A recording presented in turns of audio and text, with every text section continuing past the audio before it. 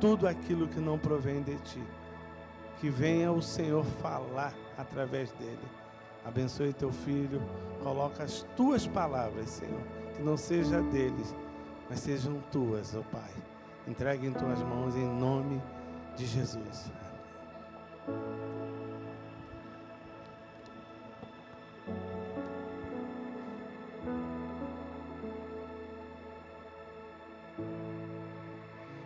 Glória a Deus. Boa noite, igreja. Que a graça e a paz do Senhor Jesus esteja com todos, amém? Muito bom a gente estar reunido mais uma vez aqui. Eu quero, antes de mais nada, pedir aí a ajuda da galera. A gente está precisando de mais gente para vender negócio daqui a pouco, que também tem um mousse de leite ninho também, né, para junto com os sacolés. E a galera que está na venda aí, por favor, depois, procura até a Laís aí para pegar não só o negócio, mas também para ver questão de troco e tudo. Irmãos, a gente está muito feliz em poder estar trabalhando, né, tentando alcançar alguns objetivos. Alguns irmãos vão falar assim, poxa, mas não tem outras coisas para pagar também? Tem, irmãos, tem outras coisas. Mas como toda boa família, não dá para a gente pagar só uma conta e esquecer as outras. E a gente entende que a obra de Deus precisa continuar. Deus tem dado aí motivação no coração de muita gente para estar nos abençoando. Eu estou dando essa palavra como pastor da juventude dessa igreja, pedindo que a igreja continue nos ajudando. Vocês são incríveis. Ontem a mulherada estava aqui, que festa linda da MCM. Eu quero publicamente agradecer às mulheres dessa igreja, que são sensacionais.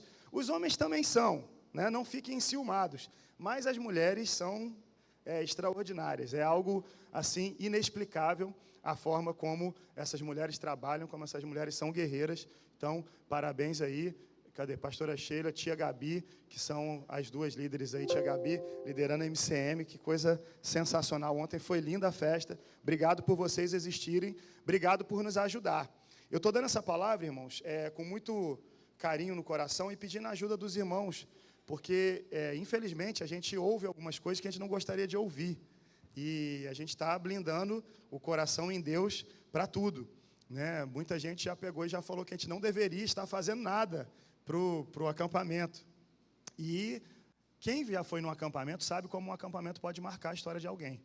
E nós estamos planejando, para a igreja entender por que disso, por que a gente está querendo tanto conseguir dinheiro. A gente está planejando não apenas fazer um acampamento muito marcante, para ficar marcado no coração e na vida de todo mundo mesmo, com várias coisas legais. A gente vai contratar várias coisas legais lá para o acampamento, mas a gente também, irmãos, está com um plano de levar algumas pessoas que não são crentes. Teve gente que falou assim, pastor, eu não acho certo a gente ficar trabalhando aqui para esses jovens, né? Irmão, não é trabalhando para esses jovens.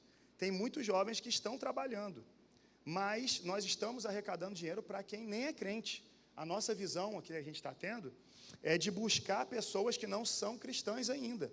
Então eu estou pedindo a ajuda da igreja nesse sentido, de entender o que nós estamos fazendo e nos apoiar, tá? Ah, porque fulano é muito folgado, ele que devia estar trabalhando. Irmão, o jovem folgado que não estiver fazendo, deixa que Jesus vai cuidar, tá bom? Tanto que esse ano, já estou adiantando para os irmãos, a gente sempre pede aqui, a galera está aí, ó, a gente está arrumando coisa para vender, quem quiser, chega junto e trabalha, para justificar a tua ida depois. Porque faltando um mês, quem disser de, não tenho, não sei o quê, só se tiver acabado de chegar na igreja. Senão, a gente vai avaliar o caso. Se foi alguém que não quis trabalhar, né, as famílias aí, os pais e as mães, fiquem atentos e nos ajudem, porque a gente não quer cometer aí o erro de ficar retroalimentando aí comportamentos ruins. Mas a ideia é levar amigos, parentes, até desconhecidos, que a gente possa estar ajudando. Por exemplo, nós tivemos a Operação CDR, e a gente tem alguns casos que poderiam estar conosco, e ser uma forma de ajudar esses jovens a se firmar na igreja.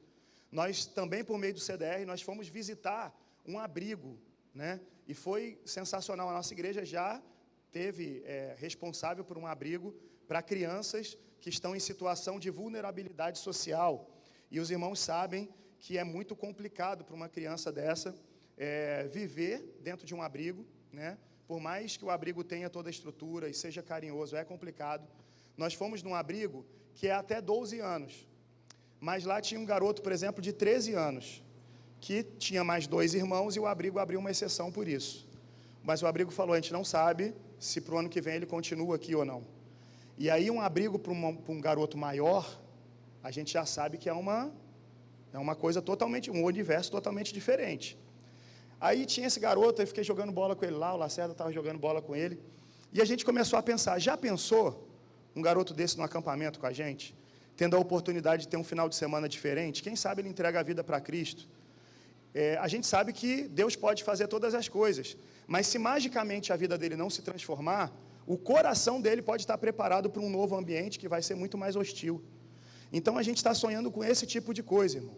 E aí, quando você vê alguém trazendo uma palavra como essa aí, de tentar desacreditar alguma coisa, fala assim, irmão, você já conversou com o pastor Douglas? Você já entendeu o que está acontecendo? Porque às vezes as pessoas se apressam no julgamento e elas não sabem nem o que estão falando. E aí eu estou pedindo a ajuda da igreja, porque eu sei que essa igreja responde. E estou fazendo questão de elogiar as mulheres, porque eu sei que essas mulheres são as minhas maiores parceiras. Toda vez que eu leio lá Lucas 8, e havia um grupo de mulheres que sustentava o ministério de Jesus, eu fico pensando assim, caramba, desde aquela época a mulherada está aí na ponta. Né? Homens, vocês são incríveis, mas a gente tem que correr atrás do prejuízo, que a mulherada está de parabéns, né, em todos os aspectos. Então vamos junto, vamos entendendo cada situação, não apenas com a juventude, mas tudo que vai ser feito e planejado aí com as crianças, tudo aquilo que a nossa igreja tem planejado nos outros ministérios. Eu quero que os irmãos cada vez mais entendam que nós somos uma família, irmão. A gente tem que estar junto. Vai ter rodízio de pizza. Irmão, todo mundo tem que vir. Tem que faltar pizza. O Josias tem que ficar maluco dizendo, não tem mais vaga. A gente tem que deixar situações como essa acontecerem, para que a gente possa, de fato e de verdade, viver aquilo que Deus tem. Você sabe de alguém que quer participar, que seria abençoado com o Alegrarte? Manda vir. Você está vendo alguém que pode se envolver com a música? Manda estar presente. Irmão, vamos viver intensamente aquilo que Deus tem nos dado, como um corpo, como um conjunto. A gente já passou pelo ano da unidade, mas não significa que a gente tem que abandonar a unidade, não. Pega esse amor que nós estamos sendo ministrados e vamos aplicar isso para a gente viver em unidade. E, principalmente, buscando ganhar vidas para Jesus. Tá? Buscando ganhar vidas para Jesus. Eu acordo e vou dormir pensando em como a gente pode ganhar vidas para Jesus. Eu fico tentando... pastor Douglas faz umas coisas meio maluca. Tudo é visando ganhar vidas para Jesus. Acertando ou errando aí o que você achar que eu fiz, sempre tentando ganhar vidas para Jesus. Nunca a motivação vai ser outra. Então, antes de qualquer pessoa falar alguma coisa, em nome de Jesus, ajuda a gente. E, se você puder, gasta aquela graninha, porque vocês estão vendo que os negócios estão gostosos. O tal do mousse hoje é ninho, é mousse de leite ninho, é bom o negócio e está baratinho. O sacolé é gourmet de Nutella. Meu irmão, compra esse negócio. O que mais que vocês falaram que tinham botado aí? Tinha mais alguma coisa. Tinha um outro negócio que alguém falou que ia vender também. Os embaixadores estão vendendo coisa direto. Irmão, compra. Compra. Em nome de Jesus, ajuda tudo, tudo. Né? Botou ali, alguém está com uma balinha, um bombom, compra. Se você não gosta de doce, dá o dinheiro. E segue em frente. Né? Faz tua parte e está tudo certo. E está tudo bem. É isso, irmão. Perdão eu ter gastado aí esses 6 minutos falando sobre isso, mas era necessário para a gente poder estar alinhando aí e não ter nenhum ruído na comunicação, tá? Nos ajudem. Queremos ganhar vidas para Jesus. Hoje é muito lindo, irmão. Eu vejo aqui vários jovens louvando ao Senhor. Você chega em todos os departamentos hoje, você vê a galera estando presente, e a galera passa filmando aqui, e trabalha ali em cima, e trabalha em som, iluminação, e não sei o quê, e aí chega em hora de aconselhamento, a galera está aí pronta para orar. Nós estamos fortalecendo uma juventude que vai cuidar dos nossos filhos, que vai cuidar dos nossos netos. Se nós não investirmos nessa galera, quem é que vai ensinar para os seus filhos e para os seus netos? Seu netinho vai chegar aqui, vai ser recebido por alguém, e quem é que vai ensinar para ele? Hoje, essa galera tem feito esse trabalho, então eu louvo muito a Deus, porque Deus tem nos abençoado muitíssimo, e vamos em frente. Mas vamos lá, é mês da família, irmão, é mês da família, e mês da família é muito bom, porque parece que o nosso coração já fica mais propício a ouvir sobre o que nós precisamos fazer dentro da nossa casa. E hoje, eu coloquei um tema na mensagem, está ali, pequenas nuvens, grandes bênçãos. A temática vai ser sobre família, né? A conclusão de tudo é sobre família, sobre o que eu e você devemos fazer na nossa casa, mas eu quero convidar você a embarcar comigo numa história hoje, para que a gente possa entender essa história de pequenas nuvens, grandes bênçãos, mas esteja preparado para, ao final dessa mensagem, tomar decisões concretas diante de Deus, que te direcionem para que você seja uma bênção dentro da sua casa. Vamos abrir então a Bíblia, 1 Reis, capítulo 18, versículo 44. Cadê o Bigode? Bigode, cadê ele? Você está me devendo uma água, tua mãe esvaziou minha água aqui, ó, só tem uma, você está me devendo uma, tá, Bigode? Depois você dá essa moral aí. A pastora Sheila é minha amiga, eu posso brincar com ela, eu posso mexer com ela. Está me devendo uma água, pastora, depois você paga um milkshake e a gente fica kit. Está lá já? Não. 1 Reis, 18, 44. Ó, vamos abrir vários textos hoje, vocês ficam atentos aí, que a gente vai abrir vários textos. Tá tudo juntinho, mas fiquem atentos aí. 1 Reis 18, 44 diz assim: Na 7ª vez o servo disse: Uma nuvem tão pequena quanto a mão de um homem está se levantando do mar. Então Elias disse: Vá dizer a Acabe, prepare seu carro e desça, antes que a chuva o impeça. Eu tenho certeza que você já ouviu essa história, tenho certeza que você conhece essa história, e se não conhece, vai conhecer hoje, nós vamos conversar um pouco. E é uma história que mexe com a gente, nós temos música, né, sobre isso, músicas que são muito cantadas. Tem uma muito famosa que aí eu vejo uma pequena nuvem do tamanho da mão de um homem. A gente conhece muito bem essas canções, mas hoje a gente vai um pouco além. A gente vai entender essa história de nuvem. E aí, eu queria que você pensasse comigo o que é uma nuvem. Você já olhou para o céu, você já viu uma nuvem, né? Eu fui lá, perguntei para o Onário, e assim disse o Onário: nuvem, aglomerado de gotas diminutas de água, ou de cristais de gelo em suspensão no ar e que dão origem às chuvas. De acordo com o dicionário, a definição de nuvem é isso, é um aglomerado de gotículas de água que sobem em forma... Obrigado, meu irmão, que Deus te abençoe. Bigode, você está devendo um copo de água agora para o irmão Fábio, tá? Que você ficou sentadinho aí, quietinho. Eu enchi a bola da juventude aqui, falei várias coisas, tu não se mexeu. Aí tu me ajuda a te ajudar. Em nome de Jesus. Então, nuvem é um aglomerado de água em forma de vapor, subiu ao céu e lá se concentrou até que desça. É assim que se forma, não é, irmão? A água evapora, lembra disso que você aprendeu no colégio? Aprendeu no colégio, né, irmão? Em nome de Jesus. A água sobe, ela evapora, o calor, né, faz com que a água evapore, aquela água sobe em formato de vapor, ela vai se acumulando lá no céu, de repente ela fica pesada e ela cai em forma de água e gera vida por onde passa. Se não fossem as chuvas, o que seriam das plantações? Se não fossem as plantações, como que ficaria, né, para a gente poder ter uma pizza do Josias? Como é que ia ter trigo para fazer, né, se não tivesse chuva? E por aí vai. Enfim, a chuva, ela vem como resultado dessa nuvem. Então, a nuvem produz, de certa forma, vida. Agora, quando eu penso numa nuvem, eu penso em algo que não tem autonomia para fazer o que quer. Uma nuvem não pode um dia falar assim: vou chover ali. Não, prefiro chover no Ocidente, prefiro chover no Oriente. A nuvem não tem autonomia. A nuvem simplesmente faz o que o vento manda. Esse vento do Espírito direciona, né, essas nuvens, espiritualmente pensando, para que elas possam chover aonde elas precisam ser derramadas. Então, a nuvem não manda no que vai fazer, a nuvem faz aquilo que o vento direciona ela.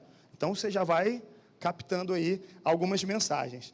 Porque a ideia da mensagem de hoje é essa: eu e você somos nuvens. Ainda que alguns sejam pequenas nuvens, nós somos nuvens que vão ser usadas por Deus. Algumas são nuvens que simbolizam, que declaram que algo de Deus está vindo. Outras são nuvens que já vêm para fazer com que aquela chuva desça torrencialmente, mas sempre trazendo bênção, sempre gerando vida. Você tem sido essa nuvem na sua casa, que anuncia que vem chuva de Deus, de bênção de Deus para a tua família? Como é que está o ambiente da tua casa hoje? Como você se enxerga? Como alguém que vai trazer as bênçãos de Deus? Como as pessoas olham para você como um símbolo de que a chuva vai descer, ou as pessoas olham para você e veem você como um símbolo de sequidão. Vai pensando sobre isso daí. Enquanto você pensa, olha para a pessoa que está perto de você, vê se ela tem cara de nuvem do Senhor. Nuvem do Senhor. Né? Às vezes é aqueles gominhos que vai formando na cara da gente, fica fofinho. Está com cara de nuvem do Senhor? Está com cara de nuvem? Eu estou vendo vocês olhando um para o outro. Gente, eu lembrei de uma piada muito ruim aqui agora. Meu Deus, eu vou contar. Eu vou. É muito ruim a piada. Sabe o que uma nuvem disse para outra? Sim, nuvem, nuvem. Né? Eu falei que era ruim, vocês tinham esperança de ser boa. Meu Deus. Nuvens do Senhor. Eu e você somos nuvens de Deus. Mas para a gente entender essa história toda, eu queria contar essa história para você, até chegar nessa história onde a nuvem está sendo retratada aqui, e fazer uma aplicação com vocês. Então eu queria a sua atenção agora. Talvez o seu celular toque uma mensagem, talvez alguém cutuque você para falar alguma coisa, talvez você queira sair sem necessidade do culto, não precisa sair agora. Você não morrerá por falta d'água até o final do culto, eu declaro sobre a sua vida. Sua bexiga não estourará em nome de Jesus. Você não precisa sair e você pode ficar aqui e desfrutar da palavra de Deus. Bom, essa história acontece no tempo de um homem, um profeta chamado Elias. Quem já ouviu falar em Elias? Todo mundo? Amém. Acho que quase todo mundo, né? Eu tinha que ter perguntado quem não ouviu, mas deixa. Elias foi um homem de Deus, um dos maiores profetas que nós temos descritos na Bíblia. Para o povo judeu, então, ele é um grande profeta. Quando a gente pensa na vida de Elias, a gente pensa em grandes coisas feitas pelo Senhor através da vida de Elias. Mas Elias viveu num tempo difícil. Elias viveu num tempo onde quem reinava em Israel era um homem chamado Acabe, o 7º rei de Israel. Rei de Israel significa que ele era rei do norte. Naquele tempo, a terra de Israel como um todo estava dividido em reino do norte e reino do sul. Os reis do norte, eles eram normalmente reis idólatras, reis ruins, e a nação padecia muito na mão desses reis. Esse rei Acabe, para completar a história, se casou com uma mulher chamada Jezabel. Você já deve ter ouvido falar também nessa tal dessa Jezabel. Que tudo que a gente quer usar como exemplo ruim, a gente fala está com o espírito de Jezabel. Né? A Jezabel ganhou aí um contexto muito forte, porque ela realmente era uma mulher ruim, era uma mulher idólatra, que se opunha às coisas de Deus. Era uma mulher que, junto com o marido dela, com Acabe, né, tentou acabar com os profetas de Deus. Esses dois foram uma dupla terrível. E Elias está profetizando nesse tempo. Elias está vivendo nesse tempo. Um tempo que Acabe e Jezabel tinham levantado um altar para Baal. Baal era um outro Deus. Um Deus que não tem poder, como nós sabemos que o nosso Deus tem. Mas as pessoas estavam idolatrando a Baal. E para piorar, ali eles estavam conduzindo a nação toda a idolatrar esse Baal. Ou seja, eles estavam levando o povo a se esquecer de Deus e começar a prestar culto a outro Deus. Quando tem um líder ruim, irmão, quando tem um líder mau, com o coração voltado para as coisas ruins, esse líder lidera o povo para as coisas ruins. Por isso que é tão importante a posição de liderança. Quando a gente elege pessoas para cargos públicos, ou a gente tem líderes na nossa vida como um todo, nós precisamos ser liderados sempre por homens e mulheres de Deus, para que a direção seja uma direção de Deus. Naquele tempo, o povo não tinha muito o que fazer. É o rei, vai fazer o quê? Mas, de uma certa forma, o povo poderia ter blindado o coração, mas o povo também foi seduzido pelos atrativos de adorar a Baal. E pouco a pouco a nação foi se afastando dos caminhos do Senhor. Nós vamos ler 1 Reis, capítulo 16, a partir do versículo 29.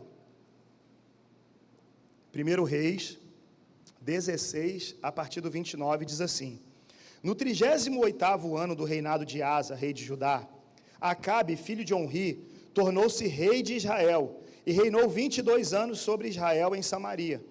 Acabe, filho de Onri, fez o que o Senhor, o quê? Fez o que o Senhor reprova, mais do que qualquer outro antes dele. Olha como é que esse homem era ruim. Ele não apenas achou que não tinha importância cometer os pecados de Jeroboão, filho de Nebate, mas também se casou com Jezabel, filha de Etbaal, rei dos Sidônios, e passou a prestar culto a Baal e a adorá-lo no templo de Baal, que ele mesmo tinha construído em Samaria. Acabe ergueu um altar para Baal. Fez também um poste sagrado. Ele provocou a ira do Senhor, o Deus de Israel, mais do que todos os reis de Israel antes dele. Olha o que esse texto está dizendo, irmão. Ele provocou a ira do Senhor, o Deus de Israel, mais do que todos os reis de Israel antes dele. É nesse tempo que o profeta Elias está profetizando. É nesse tempo que o profeta Elias está vivendo. Só que Elias, diante de tudo isso, ele vai lá e ele libera uma palavra corajosa, que enfrentou o domínio de Acabe, que enfrentou essa condução de Acabe e de Jezabel do povo até a idolatria. 1 Reis 17, versículo 1. 1 Reis 17, 1, diz assim o texto: Ora, Elias o tesbita de Tisbé de Gileade disse a Acabe: Juro pelo nome do Senhor, o Deus de Israel, a quem sirvo, que não cairá orvalho nem chuva nos anos seguintes, exceto mediante a minha palavra. A gente fica sempre focado na chuva, né? Mas olha a palavra de Elias: não vai ter nem orvalho nem chuva. Vai ser um tempo de sequidão. Vocês vão precisar entender que é Deus que tem todo o poder, então não vai chover. Ele liberou essa palavra diante de todos, e aí a gente pode imaginar um pouco da personalidade de Elias. Elias era um homem de Deus que não se corrompia. Elias era um homem de Deus que ele estava ali disposto a fazer a vontade de Deus, independente do que os outros estavam dizendo. Elias não tinha que ficar fazendo política com ninguém. Elias não precisava ser bonzinho com ninguém. Valia o que Deus queria. E Elias se posicionava. Elias era um homem de posicionamento. A pergunta é, no nosso tempo, nós temos sido os homens e mulheres de Deus posicionados diante da nossa sociedade? Quando as coisas vêm para contrariar o que a palavra de Deus diz, você está posicionado no local correto? Ou você é daqueles que falam, não, é melhor ficar quieto, é melhor nem falar nada. Ih, pastor, isso aí é melhor nem mexer, né? Hoje, nas faculdades, muitos alunos têm preferido fazer o que os professores querem do que estudar a fundo e argumentar academicamente, defender a sua fé. Os professores hoje, eles querem empurrar em você alguma ideologia que ele tenha em relação a qualquer coisa, seja ideologia de gênero, ideologia política, qualquer coisa que ele pense, ele quer que você coloque aquilo no seu trabalho. E aí muitos simplesmente vão lá e falam, pastor, eu vou colocar o que o professor pediu, porque é melhor, porque aí eu pego logo o diploma e está tudo certo. Não é que é melhor, é porque você está achando mais cômodo, mais fácil. Se você se preparasse academicamente, você poderia argumentar academicamente. Porque a ciência diz que tem tantas verdades, mas a verdade mesmo é que a ciência tem várias teorias. É a teoria do Big Bang, é a teoria da evolução. São teorias e mais teorias, porque não tem nada comprovado. E acreditar na ciência é ter fé na ciência. Do mesmo jeito que acreditar em Deus é ter fé em Deus. Mas eles colocam tudo que eles querem como uma verdade. E se você não se prepara para você pegar artigos científicos, academicamente poder combater e defender a sua ideia, você realmente vai ser engolido na hora de uma banca, de um exame, de um TCC. Mas é mais cômodo não se posicionar. E pouco a pouco o que está acontecendo é isso. A gente está vendo cada vez mais e mais igrejas que abandonam o discurso, por exemplo, contra o pecado. Cada vez mais a gente vê pessoas se amoldando ao padrão desse mundo. Púlpitos de igreja que se corromperam. Homens e mulheres de Deus que se perderam. Que mudaram a mensagem para agradar A ou B.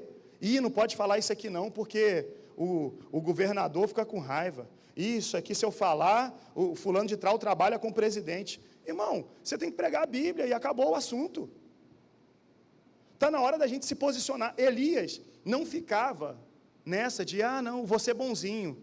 Eu vou fazer o que Acabe gosta. Eu vou tentar dar um jeitinho. Pelo contrário, Elias foi lá e Elias se posicionou.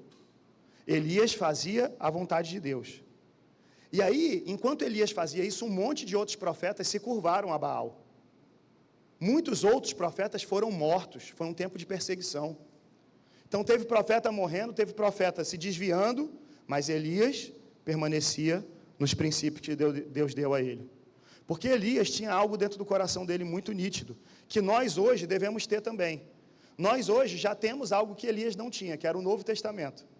E quando a gente lê Tiago 4,4, o texto fala claramente para a gente que a amizade com o mundo é inimizade com Deus.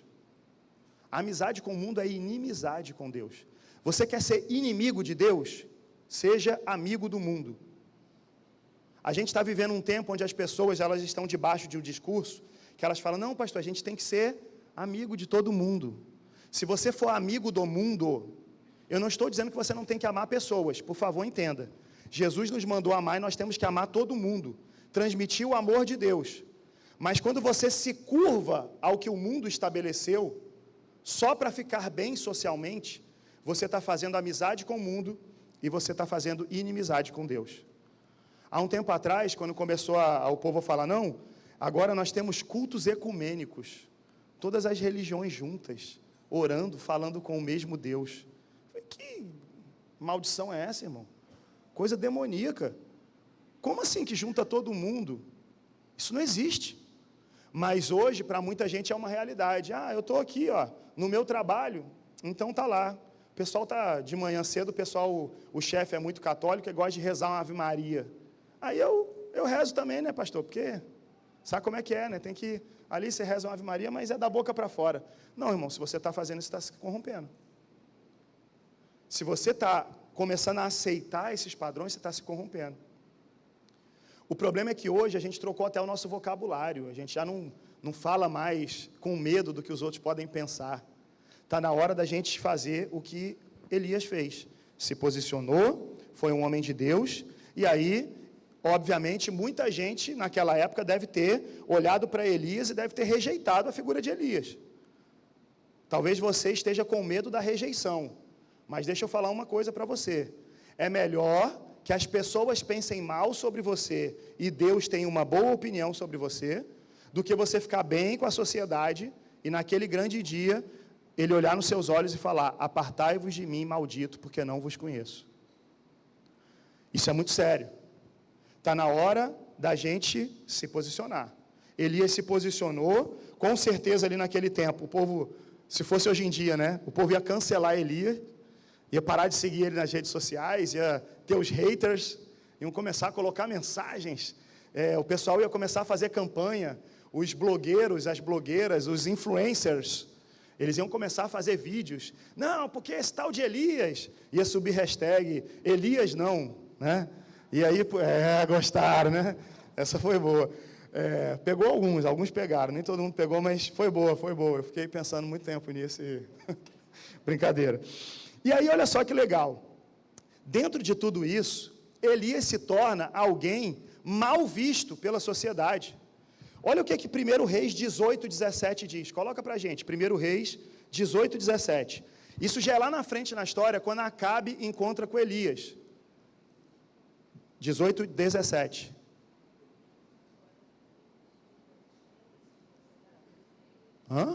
Aí está Samuel, isso. Quando viu Elias, disse, é você mesmo, perturbador de Israel? Olha a fama que Elias ganhou. O que o mundo fala sobre você? O que o mundo pensa sobre você? Ah, pastor, eu quero ficar bem com todo mundo. Cuidado. Eu não estou dizendo para você criar treta, ser inimigo à toa das pessoas. Eu estou dizendo para você se posicionar. E se o seu posicionamento em Deus trouxer inimizade do mundo, glória a Deus, você tem a amizade de Deus. Mas se você começar a negociar as coisas com o mundo, cuidado. Elias está sendo visto como o perturbador de Israel, mas isso não perturba o coração dele, porque ele está fazendo a vontade de Deus. Ele sabe o que ele está fazendo. E aí, o texto em 1 Reis 17, vamos lá para o 17, versículo 2 e 3, vamos voltar um pouquinho. Olha só o que acontece. 1 Reis 17, isso, versículo 2 e versículo 3. Vocês estão bem? Está tudo bem? É o Braga ali? Ai, meu Deus do céu. Pessoal, vamos lá, hein? Se o som não estiver chegando aí, cutuca o irmão do som e fala, bota mais retorno aí para mim, ouvir o que o pastor está falando lá. Vamos que vamos. A galera está firme e forte lá trabalhando e eu estou aqui perturbando o povo. É o perturbador de Israel, meu Deus, misericórdia. Vamos lá. 1 Reis 17, 2 e 3 diz assim, depois disso, a palavra do Senhor veio a Elias. Saia daqui, vá para o leste e esconda-se perto do riacho de Querite, a leste do Jordão. Olha o que a história está dizendo. Deus chegou para Elias e falou, agora que você liberou essa palavra dizendo que não vai chover, o negócio começou a ficar estreito, faz o seguinte, sai. Saída estratégica. Não tinha um negócio desse da pantera, era a pantera cor-de-rosa? Que tinha um negócio de saída estratégica pela direita. Era a pantera cor-de-rosa mesmo? Eu nem lembro, irmão. Isso aí eu lembro que era criança. Pastor. Leão da montanha. Eu sabia que era algum bicho, viu? Não era a pantera cor-de-rosa, mas era o leão da montanha. Saída estratégica pela direita. E ele saía. Isso aí, gente, é para quem é velho, né? Isso aí, quem é novinho não vai saber mesmo, não. Isso era desenho lá, quando eu era criança. Década de 80 eu via esse troço aí. Vamos lá. Ele agora está sendo convidado por Deus. Deus está falando para ele, Elias, é tempo de se retirar. Existe tempo para todas as coisas. Tem a hora de falar e tem a hora de se calar. Tem a hora que você tem que aparecer e tem a hora que você precisa sair de cena. E a gente tem que ter a habilidade e o discernimento do Espírito Santo para a gente entender qual é a hora certa de fazer determinada coisa. Elias entendeu isso que Deus estava falando. Era um tempo de ser protegido por Deus agora, porque muitos profetas estavam morrendo na mão de Acabe e de Jezabel, e agora ele vai para outro lugar. Vamos para o versículo 4. Você beberá do riacho. Agora olha só que lindo. E dei ordens aos corvos para o alimentarem lá. Olha bem para esse texto. Deus está mandando Elias ir. Mas Deus está dizendo para Elias que ele já deu ordens. Quando Deus manda a gente fazer alguma coisa, Ele já liberou uma palavra, e a bênção te espera lá onde você está indo obedecer a Deus. Deus já deu ordens. Quando Ele chega e fala, Daniel, eu quero que você faça alguma coisa, Deus já liberou uma palavra para te abençoar. É assim que funciona. O problema é que a gente perde de vista, por meio de dificuldade na fé mesmo, a gente perde de vista aquilo que Deus faz. O texto está sendo muito claro. O Elias vai porque eu já fiz. Seria diferente se Deus falasse vai porque eu vou fazer. Elias talvez se sentisse inseguro. Mas Deus é o Deus que Ele faz antes de mandar a gente fazer alguma coisa. Ele já garantiu, Ele fala, eu já dei ordens aos corvos. Que coisa linda, irmão. O corvo é um bicho que come de tudo. Se você olhar, o corvo come tudo. Que bom que era o corvo, porque a dieta de Elias podia ficar rica. Né? Se falasse assim, dei ordem aos cavalos, ia ser vir só capim para comer. O corvo pega tudo, irmão. Coisa bonita. E Deus está falando, está dando ordem à natureza. Você vai abençoar o meu filho. Deus já liberou uma palavra. Aonde você quer chegar, Deus já liberou uma palavra. Aonde você precisa estar, Deus já liberou uma palavra. Deus está te chamando para um ministério, mas Deus está falando, eu já dei ordens espirituais. No reino espiritual já está tudo resolvido. Deus está falando sobre a sua família. Ele está dizendo, olha, eu quero usar você dentro da sua casa. E eu já dei ordens espirituais a esse respeito. Mas olha só, o texto fala, dei ordens espirituais, dei ordens aos corvos para o alimentarem lá.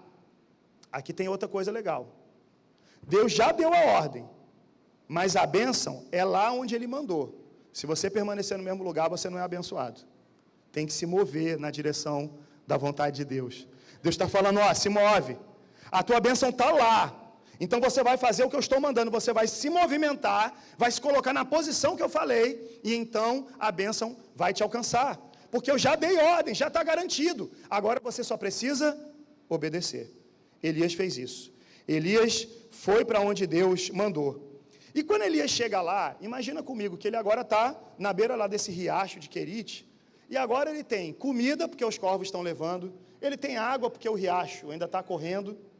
Ele tem segurança, porque lá Acabe não encontrou ele. Jezabel não encontrou ele lá. Ele está protegido, tem comida e tem água. Ele está numa posição confortável.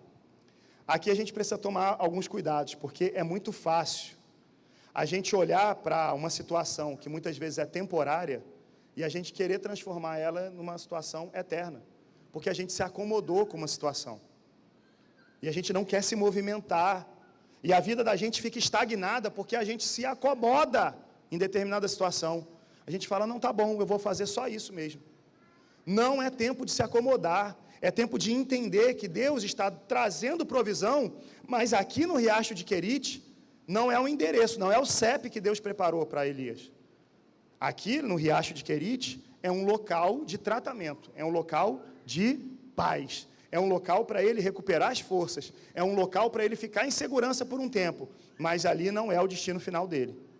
Cuidado, tem muitas pessoas que não estão entendendo isso. Quando a gente olha para o povo no deserto, o povo de Israel saiu e o povo de Israel caminhou 40 anos no deserto, e Deus mandava o maná. O povo podia ter se acostumado com o maná, está caindo comida do céu, vou ficar aqui para sempre. O Moisés bate na rocha, sai água, eu vou ficar aqui. Tem água, tem comida caindo do céu, para que eu quero mais? Mas não era esse o endereço que Deus tinha para o povo. Deus queria levar o povo para uma terra prometida. Então a provisão, ela é ali, ela é diária. É isso que Deus está ensinando, é por isso que Jesus fala para a gente orar e citar lá, o pão nosso de cada dia, nos dá hoje. É a provisão de hoje, irmão. Agora, não fique acomodado com a provisão que Deus traz. Se Deus quer movimentar a sua vida, deixa Deus te movimentar, deixa Deus te levar para onde Ele quer. Você precisa caminhar na vontade de Deus. Eu já contei para a galera, eu conheci um pastor uma vez, que ele e a esposa, eles falaram assim, Deus já falou para a gente que chegou o nosso tempo nessa igreja, mas a gente tem orado para Deus mudar a vontade dele. E aí um monte de coisa foi acontecendo naquela igreja, um monte de coisa. E um monte de coisa foi acontecendo na vida daquele pastor. Porque Deus já tinha dado uma ordem. Era um casal, eu nunca conheci um casal melhor para pegar uma igreja que está começando, sabe quando é congregação, nós que somos batistas, congregação, não tem ninguém. Eu nunca conheci ninguém melhor do que eles. Pegava a igreja e fazia a igreja crescer. Aí depois vinha outro. Era o ministério deles, eles entendiam isso. Eles pregavam sobre isso. O nosso chamado é esse. Aí Deus falou, deu tempo. A gente quer levar vocês para outro lugar. E eles falaram, não, mas está tão bom aqui. Agora o salário já ajustou. Agora a gente já está bem, né? A casa está dando tudo certo. Os meninos estão no colégio. E aí, a pessoa acaba abrindo uma brecha, porque não se moveu de acordo com a vontade de Deus. Existem momentos, irmãos, que Deus ele vai te levar, Ele vai te conduzir em um movimento. E você não pode ficar lutando. Tem gente que se agarra às bênçãos e estagna. Eu também conheci uma moça que ela teve filhos e ela parou de fazer tudo o que ela fazia na igreja. Parou. E um belo dia, Deus falou com ela. Sabe o que Deus disse para ela? Isso ela contando, tá? Ela falou assim, Deus falou comigo. Eu te dei os filhos e são bênção. Mas você transformou eles em maldição para se afastar de mim. Eu vou trazer seus filhos para mim. E aí você vai voltar a me servir. Quando ela ouviu isso da parte de Deus, ela ficou tão tocada, pediu perdão a Deus e ela falou, não, Senhor, eu vou corrigir minha conduta. A partir de hoje, eu não abandono mais a tua obra. E ela voltou a ser a mulher que ela era lá atrás, na obra de Deus, que ela tinha abandonado. Porque em algum momento ela se acomodou em uma determinada situação. Às vezes a gente se acomoda em um determinado emprego, a gente se acomoda, de repente, dentro da nossa família. Porque está tudo bem, ninguém está brigando, já tem um mês que ninguém briga com ninguém, está bom, não vamos nem tocar nesses assuntos. Essa zona de conforto, essa zona de comodismo não é o nosso lugar. Quando Deus quer restaurar algo, quando Deus quer tratar, quer trabalhar, quer limpar, tem que mexer as coisas do lugar. Faxina boa é aquela que arrasta tudo, tira, joga água nas paredes, é aquela que dá trabalho, você sua, você se cansa, mas depois você vê a casa limpa. Faxina boa é aquela que dá trabalho, que tira tudo do lugar e depois arruma tudinho. Faxina do Senhor é assim, na vida da gente. Ela vai mexer em tudo na sua vida.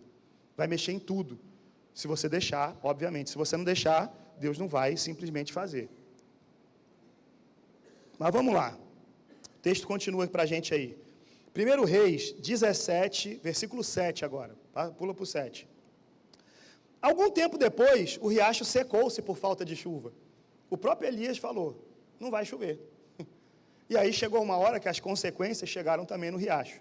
E agora, o riacho secou pela falta de chuva. Parece que, olhando o texto assim, né, é muito claro. Deus, às vezes, ele tem que secar algumas fontes para fazer a gente se mexer. O riacho secou. E aí, Elias agora precisava se movimentar. Não tinha mais como ele ficar na posição de conforto. Isso acontece em várias ocasiões. Na Bíblia, por exemplo, a gente tem um versículo lindo, Atos 1:8. Aí a gente olha lá em Atos 1:8, a gente entende que a gente tem que ir, né, em Jerusalém, Samaria, até os confins da terra, Judéia, Samaria, até os confins da terra. Só que o povo de Deus permaneceu em Jerusalém. E aí, como não rolou Atos 1:8, rolou Atos 8:1. Coloca o 8:1 para a gente. Olha a diferença do 8:1. O 8:1 diz assim: e Saulo estava ali, consentindo na morte de Estevão naquela ocasião. Desencadeou-se grande perseguição contra a igreja em Jerusalém. Todos, exceto os apóstolos, foram dispersos pelas regiões da Judéia e de Samaria. Como eles não fizeram lá em Atos 1:8 o que Deus queria, que era sair por todas as regiões, veio perseguição e agora eles tiveram que sair. Aqui o riacho secou. O que precisa acontecer na sua vida, irmão? Para você se mexer. Tem gente que para começar a orar tem que sofrer em alguma área, tem que perder alguma coisa. Irmão, vamos ser inteligentes espiritualmente. Não espera acontecer algo que te machuque para você fazer o que Deus quer, não. Começa hoje a fazer o que tem que ser feito. Tem gente, eu conheci casos de pessoas que depois que perderam o casamento começaram a orar. Não, porque eu estou num propósito de oração. Aí vem para a igreja, pede para todo mundo orar. Não, meu marido tem que voltar, minha mulher tem que voltar. Vamos orar. Ora antes, se consagra antes. É muito mais fácil, irmão. Eu não estou dizendo que Deus não pode fazer depois, Ele pode, Ele tem poder. Mas é muito mais inteligente precaver antes. Ama hoje, valoriza hoje quem está perto de você. Cuida de quem está perto de você hoje. Porque na hora que perde, a gente começa a tentar espiritualizar as coisas. O diabo fez um vendaval lá em casa e foi só brecha que você abriu. Ou simplesmente Deus permite algumas situações para você se movimentar naquilo que você tem que fazer. Conheço gente que perdeu o emprego, ficou crente rapidinho. Estava meio desviado, porque pediu emprego, Deus deu, começou a ganhar dinheiro, já não tinha mais tempo para nada. Não tenho tempo. Pum, Deus pegou o emprego de volta. Aí a pessoa vem, todos os apelos estão aqui. Glória a Deus, irmão. Mais sofrimento na sua vida, para você ficar aí no altar. Se teu lugar é no altar, que Deus derrame sofrimento na tua vida. Né? Desejar a comida dos porcos é bom para algumas pessoas caírem em si e desejar voltar para a casa do Pai. É uma realidade dura, mas verdadeira. Aí versículo 9. 1 Reis 17, 9. Olha lá, Deus falando para Elias: vai imediatamente para a cidade de Serepta de Sidom e fique por lá. Ordenei a uma viúva daquele lugar que lhe forneça comida. Sempre a provisão improvável, né, irmão? Uma viúva agora vai fornecer comida para Elias. Depois, na sua casa, você pega bem essa história aí, você vai ver que Elias foi para lá, para Serepta, e ali ele foi bênção também. Ele foi bênção para aquela viúva, milagres aconteceram durante aquele tempo ali, porque Elias estava em obediência a Deus. Mas aí chegou o tempo dele voltar. Deus agora queria levar ele diante de Acabe de novo. A chuva tem que vir, irmão.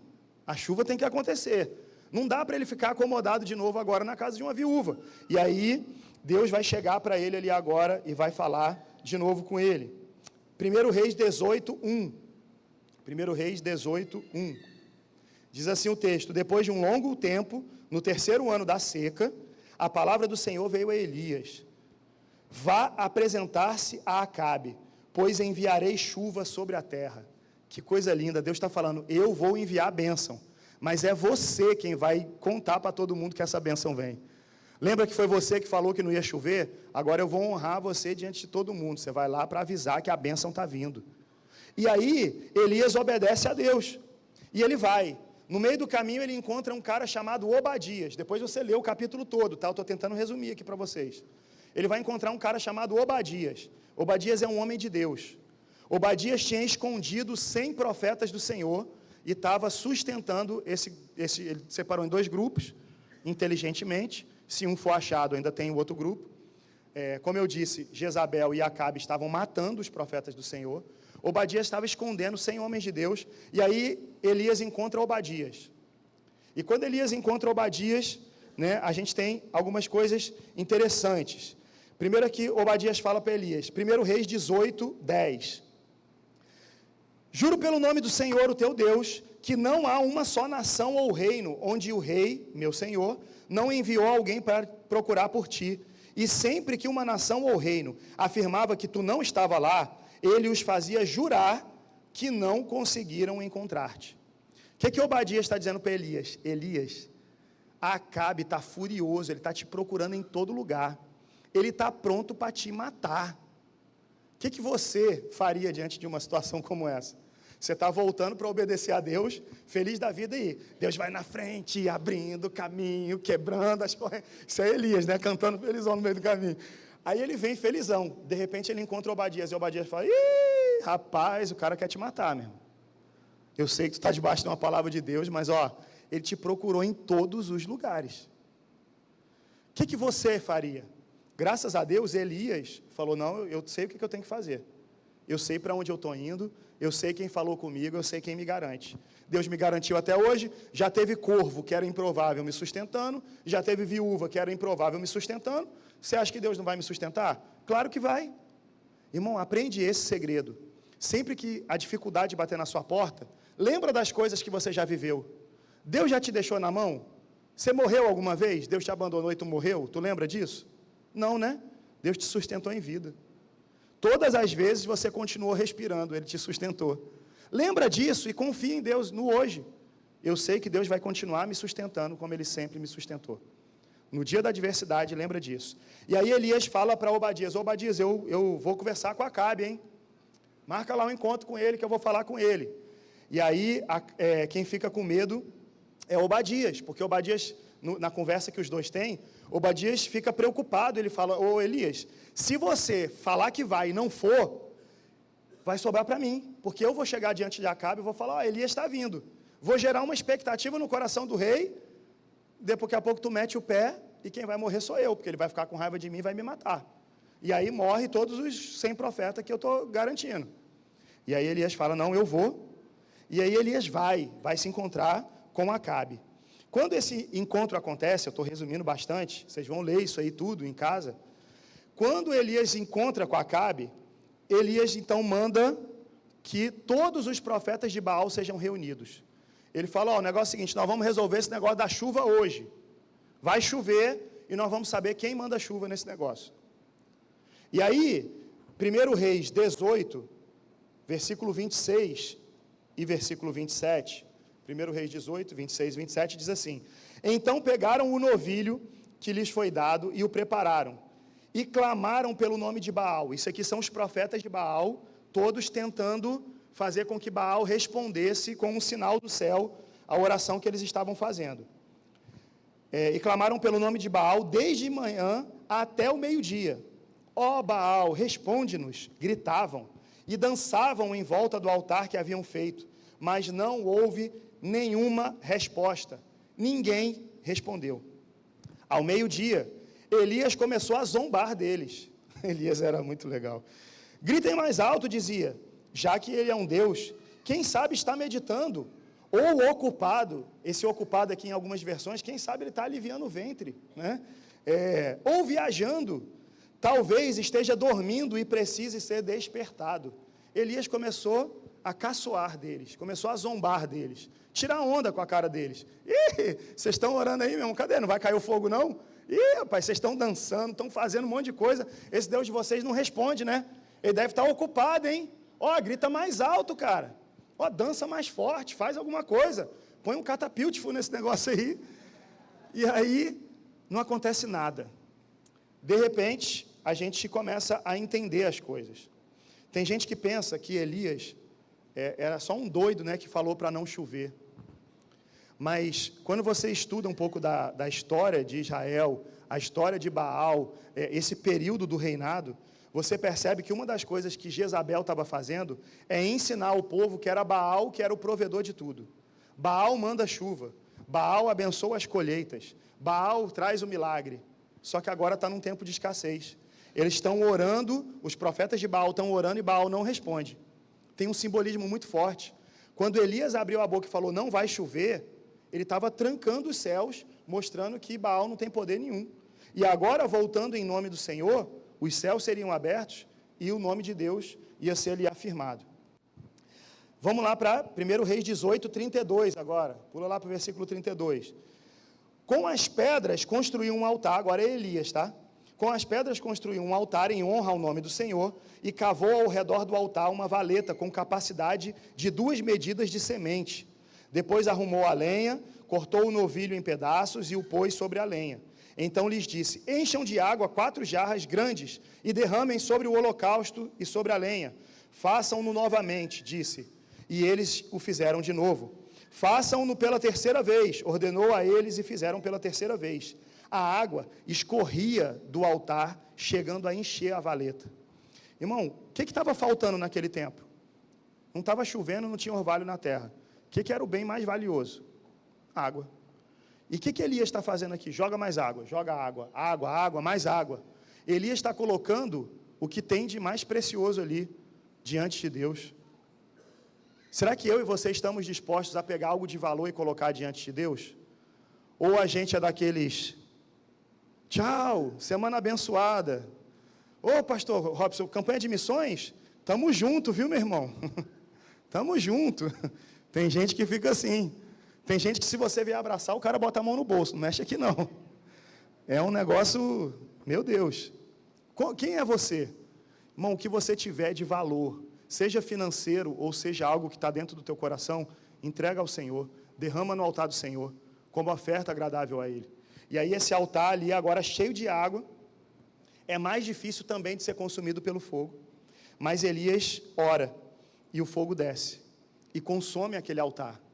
E todo mundo fica olhando, todo mundo está atônito, a nação está atônita, e Elias está falando, quem tem poder é o Senhor. Pega esses profetas aí e prende eles. Elias ficou grandão na hora, né?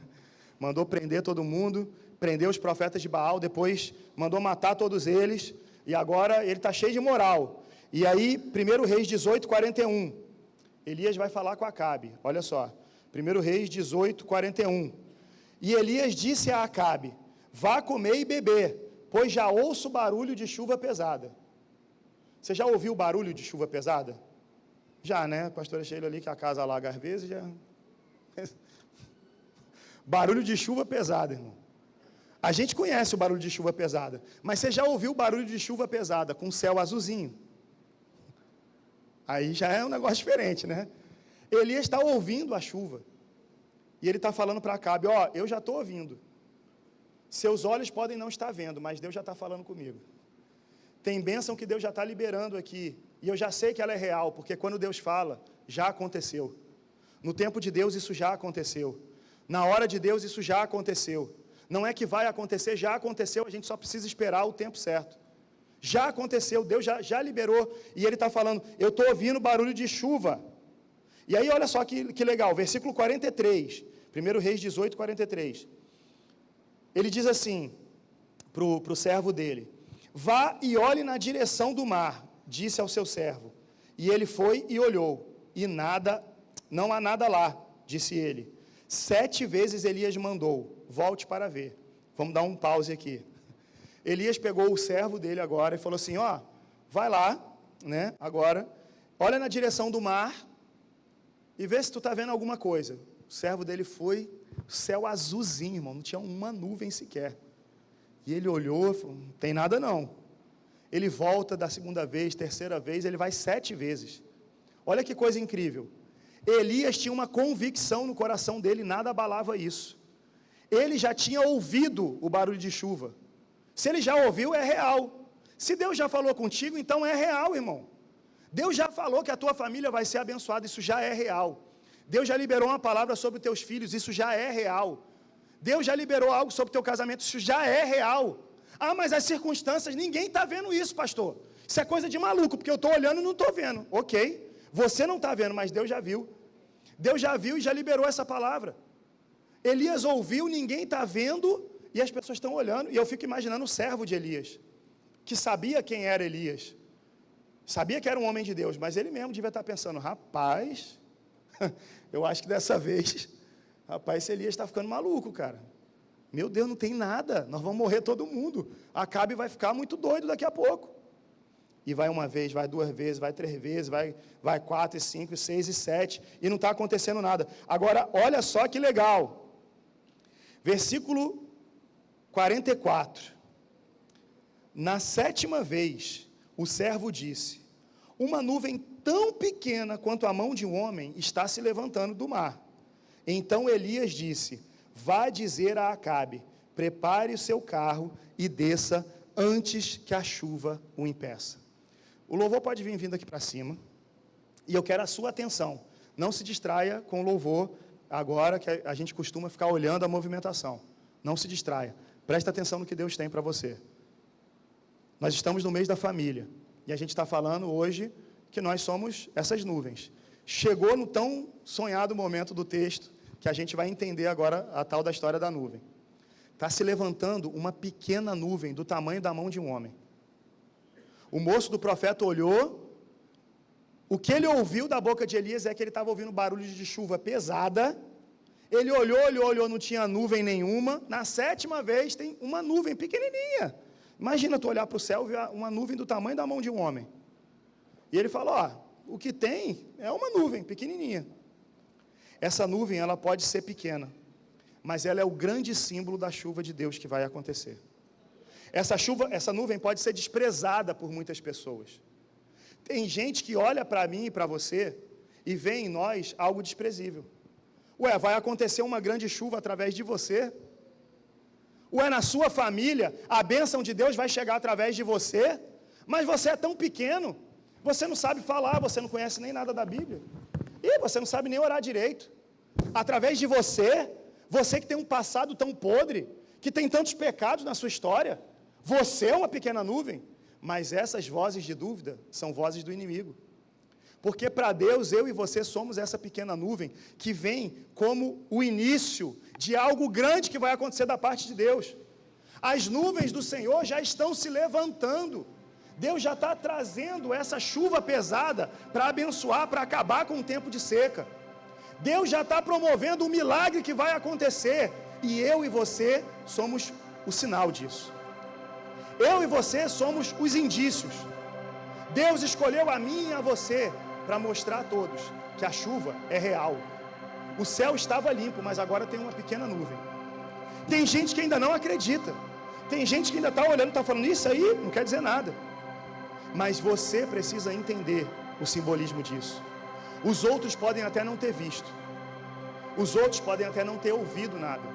Mas você já viu e ouviu da parte de Deus. Você com seus olhos espirituais já pode contemplar. Tem uma chuva de Deus chegando na tua família. Tem uma chuva de Deus chegando na tua vida. Tem uma chuva de Deus trazendo abundância no teu ministério, fazendo com que você mude a forma de enxergar as coisas. Tem uma bênção de Deus trazendo um milagre que ninguém acredita que pode acontecer, mas você sabe que vai acontecer. Você está dobrando o joelho e está orando por algo que talvez alguém está rindo de você. E está falando, tu está orando por isso? Está orando pela conversão dessa pessoa? Está orando pela cura, por essa cura? Isso não tem resposta na medicina. Você está orando por essa causa na justiça? Ei, tem gente que pode estar rindo de você, mas Deus já liberou essa bênção sobre a sua vida. A chuva abundante do Senhor vai vir sobre a tua vida, sobre a tua família, sobre a tua casa. Será que você consegue entender isso? Quando essa nuvem se levanta do mar, ela traz esperança no coração do moço do profeta. Ela pode trazer incredulidade até no coração das outras pessoas, mas no coração de Elias é a certeza do cumprimento daquilo que Deus falou. Deus me mostrou uma chuva pesada, e depois de tantas tentativas em ver o céu sem nenhum sinal, agora já há uma pequena nuvem. Algumas pessoas olham sinais pequenos e ignoram, mas aquele que está movido por Deus entende que esse sinal que Deus está dando é algo grandioso.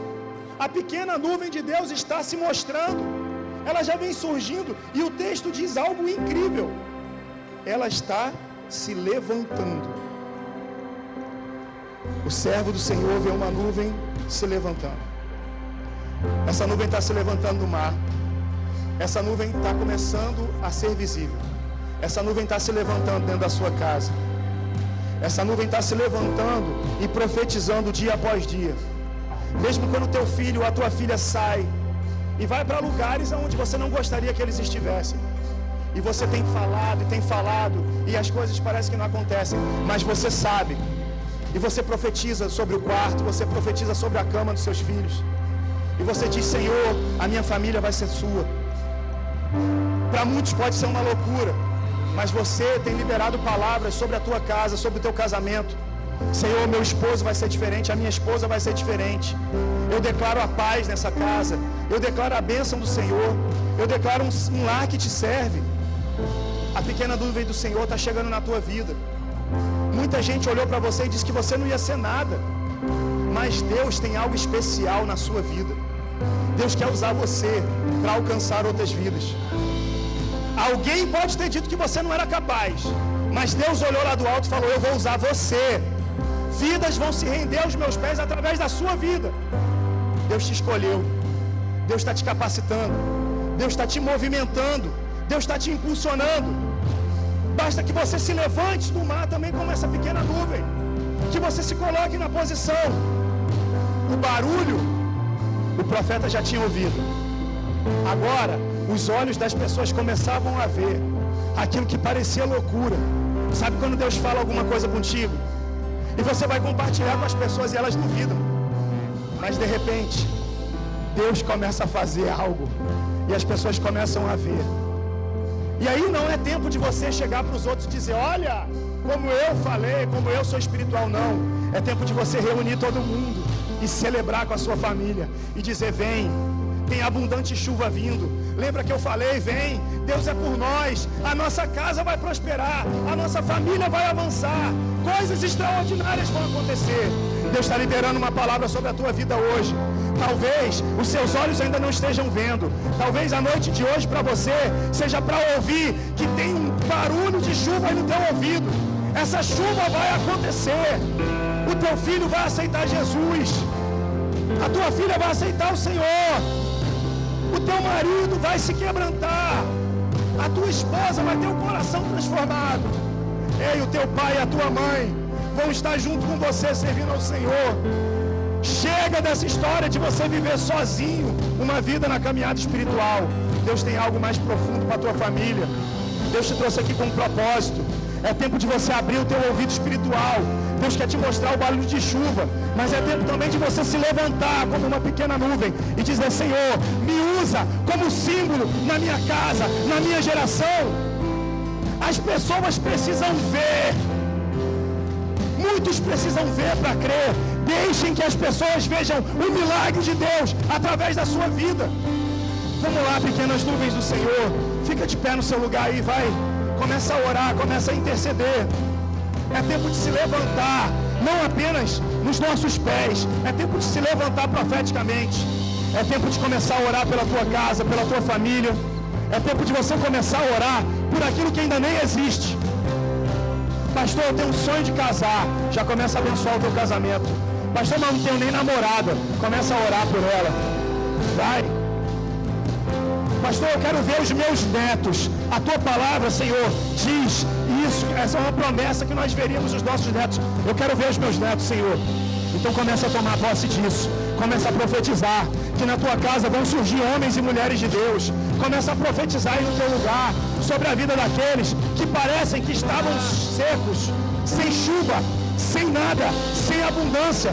Mas a chuva de Deus vai alcançar essas pessoas e vai trazer vida, vai gerar bênção. Aleluia. Eu quero convidar você a adorar o Senhor. A gente vai adorar o Senhor agora com uma canção. Eu estou pedindo a você, ora, profetiza. E eu quero que você use esse tempo para isso, para consagrar a tua casa, para consagrar a tua família, para chamar à existência aquilo que ainda não existe. Eu quero te convidar agora para colocar a tua fé em ação. E enquanto ninguém está ouvindo esse barulho de chuva, eu já quero te convidar a agradecer pelas bênçãos de Deus que vão vir. Mas para isso você precisa estar antenado. E se você, de alguma maneira, recebeu essa palavra de Deus de uma forma especial, pastor, Deus falou comigo de uma forma que eu estou aqui, eu não estou entendendo o que está acontecendo dentro do meu coração. Se isso aconteceu com você e você quer uma oração especial, você vai sair do seu lugar enquanto a música estiver sendo cantada. Você vai se colocar aqui na frente e a gente vai orar junto. e juntos nós vamos declarar a realidade dessa chuva. O mundo ainda não viu, o mundo ainda não ouviu, mas nós já vimos e ouvimos, e nessa noite nós já vamos agradecer a Deus pelas bênçãos. Vamos adorar o Senhor? Eu vejo uma pequena nuvem do tamanho da mão de um homem, mas esse é o sinal que a tua chuva vai descer. Eu vejo uma pequena nuvem do tamanho da mão de um homem, mas esse é o sinal que a tua chuva vai descer. Faz chover, faz chover,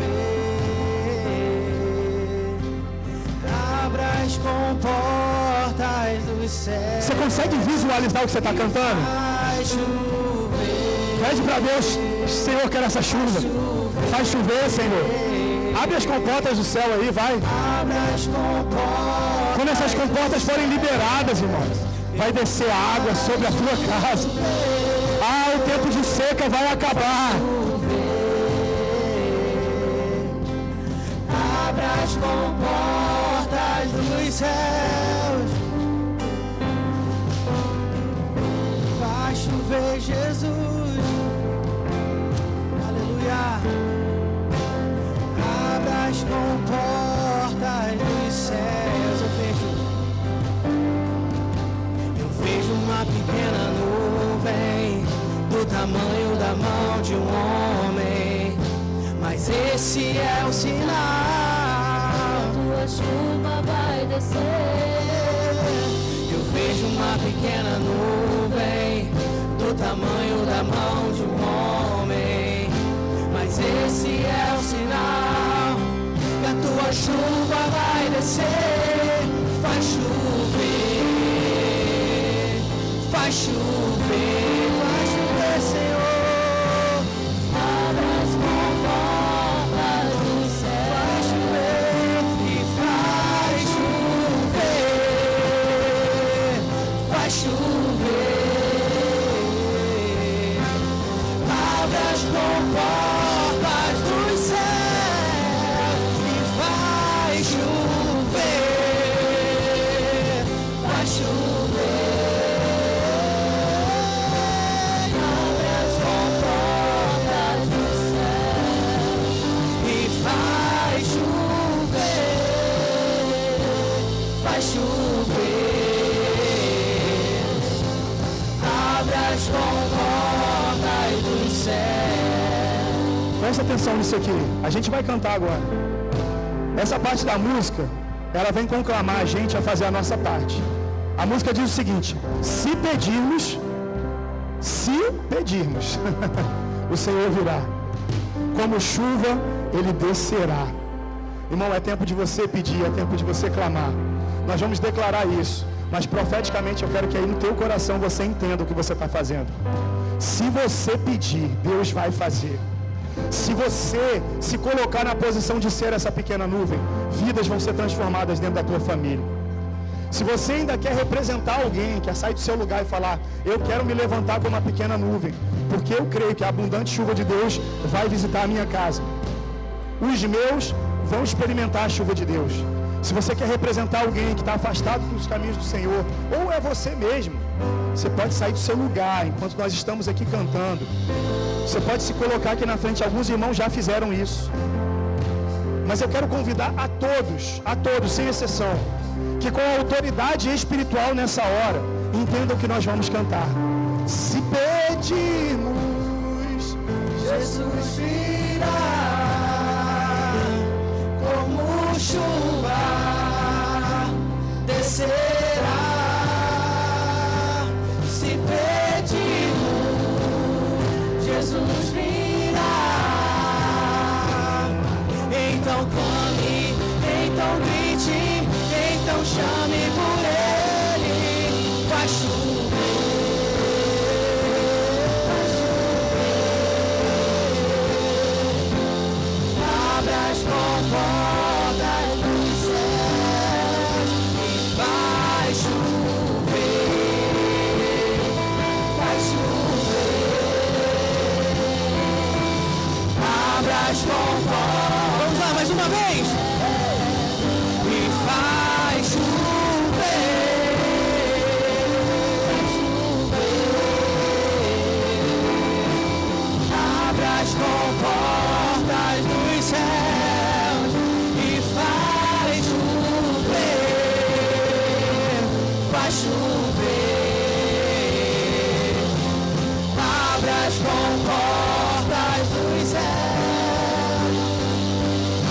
redimos, Jesus virá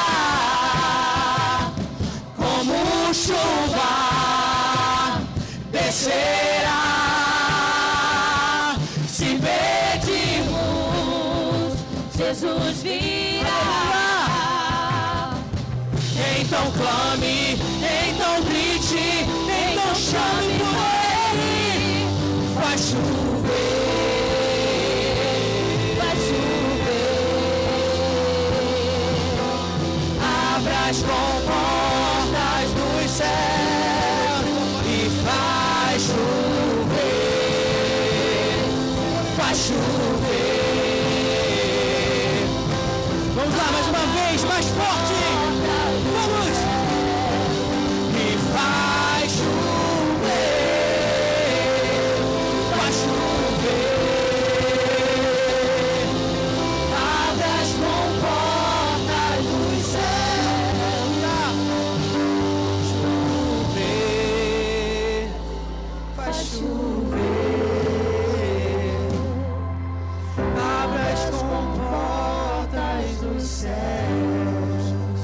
Faz Chover, faz chover, faz chover, Senhor. Abra as comportas dos céus. Eis que o Senhor já liberou sobre a nossa vida aquilo que Ele prometeu. Hoje nós estamos aqui, Senhor, como símbolos nas Tuas mãos. Queremos ser pequenas nuvens. Queremos ser, Senhor, usados para a Tua glória. Pai, na nossa casa, no nosso trabalho, na nossa vizinhança, aonde nós estivermos, aqui dentro da nossa igreja, aonde nós passarmos, Senhor, que passe a Tua presença. Aonde nós estivermos, que esteja ali o Teu Espírito Santo, tocando vidas, promovendo, Senhor, um tempo de abundância. Meu Pai, quantas famílias estão vivendo uma época de seca há muito tempo. Senhor, são recursos que se gastaram ao longo desse tanto tempo que está tudo em sequidão. São, Senhor Jesus, vidas que perderam a esperança de ver novamente chuva abundante. Famílias se quebrando, pessoas, Senhor Jesus, vivendo crises existenciais. Mas hoje, meu Deus, nós cremos, ó Pai, que ao nos colocarmos, ó Deus, como essas pequenas nuvens, pequenos símbolos, ó Deus, todos os olhos começam a ver o que está acontecendo. Acompanhando o texto, Senhor, mais na frente nós percebemos o que aconteceu. Grande chuva do Senhor, grande chuva da parte de Deus veio, chuva abundante, chuva que veio para colocar um ponto final naquele tempo de seca, chuva que veio para provar o Teu poder. Senhor, eu te peço que cada bênção liberada sobre a nossa vida, sobre a vida de cada um dos Teus filhos, seja, Senhor Jesus, um testemunho poderoso do Teu poder. Pai, faz conforme o Teu querer. Senhor, toca essas vidas, cada lágrima, Senhor, que é derramada aqui no Teu altar, que em nome de Jesus, o Senhor, ó Deus, que conhece o significado de cada uma delas, possa recolhê-las e possa, Senhor, liberar uma bênção aos Teus filhos e às Tuas filhas, Pai. Deus, em nome de Jesus, como igreja nós abençoamos essas pessoas, mas como igreja também nós saímos daqui hoje, ó Deus, abastecidos, alimentados e abençoados pela Tua palavra. Senhor, em nome de Jesus, que toda essa história que conversamos aqui hoje possa estar, Senhor Jesus, no nosso coração. E em todo o tempo nós saibamos, Senhor Jesus, recorrer à Tua palavra, para que possamos agir em sintonia com a Tua vontade. Faz o Teu querer na nossa vida e abençoa a vida do Teu povo. Libera o milagre que eles precisam. Essa é a oração que nós fazemos e a fazemos em nome de Jesus. Amém e amém. E que o amor de Deus, o nosso Pai, que a graça salvadora de Jesus Cristo, Filho, que a comunhão e as consolações do Espírito Santo de Deus repousem sobre todo o povo de Deus espalhado pela face da terra. E de uma forma especial, com cada um que se reúne aqui hoje. Faz isso, Pai querido, hoje e todo sempre. Amém e amém. Abraça essa pessoa que está perto de você. Dá uma palavra de Deus na vida dela. Se você não tiver coisas profundas para falar, fala que Deus abençoe a sua casa. Já é profundo. Isso, deseja uma semana abençoada, uma semana de vitória. Aleluia. Se você não conhecer a pessoa que está